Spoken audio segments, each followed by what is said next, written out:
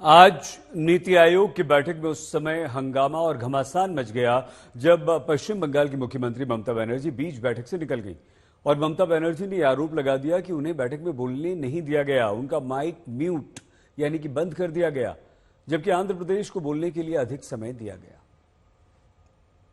ऐसे कोई गवर्नमेंट नहीं चलते, आपको डिस्क्रिमिनेट नहीं करना चाहिए। एक ने बोला है उसका बाद में बस मैं माइक स्टॉप আমি বললাম why you discriminate, why you stop me? I am only attending.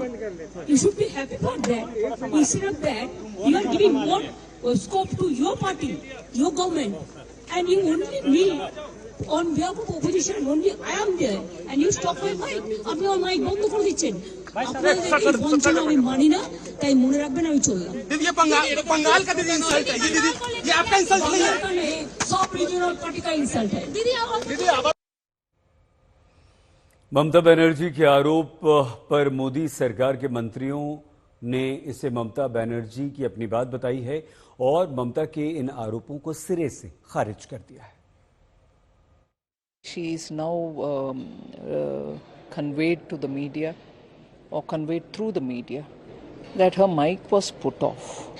That is completely false, and it is unfortunate because we were quite happy that she participates in this meeting, puts forth her case, speaks for West Bengal, and as she said in the meeting, she spoke for all the opposition. But even as she was doing it, and we were hearing, as per the procedure, if she is reminded that her time is over, even with the mic on, she could have requested that she is going to continue speaking like some other chief ministers did. She could have continued speaking as long as she wanted, like some chief ministers did. Budget allocation जो सरकार ने budget दिया उसको भी waste Bengal सरकार खर्च नहीं कर पाई, जो पानी जैसे महत्वपूर्ण विषय पर था। सो दिस इज द प्रश्न, किसी के ऊपर दूसरों के ऊपर कीचड़ उछालने से पहले अपने गिरेबान में झांक करके ममता दीदी को अवश्य देखना चाहिए। इंडिया गठबंधन के नेता ममता बनर्जी के समर्थन में आ गए, जो सरकार को घेरने का प्रयास कर रहे हैं। मैं समझता हूँ बीजेपी को अगर ये लग रहा हो कि इंडिया ब्लॉक में कोऑर्डिनेशन नहीं है तो they are mistaken. Planning commission से क्या दिक्कत है?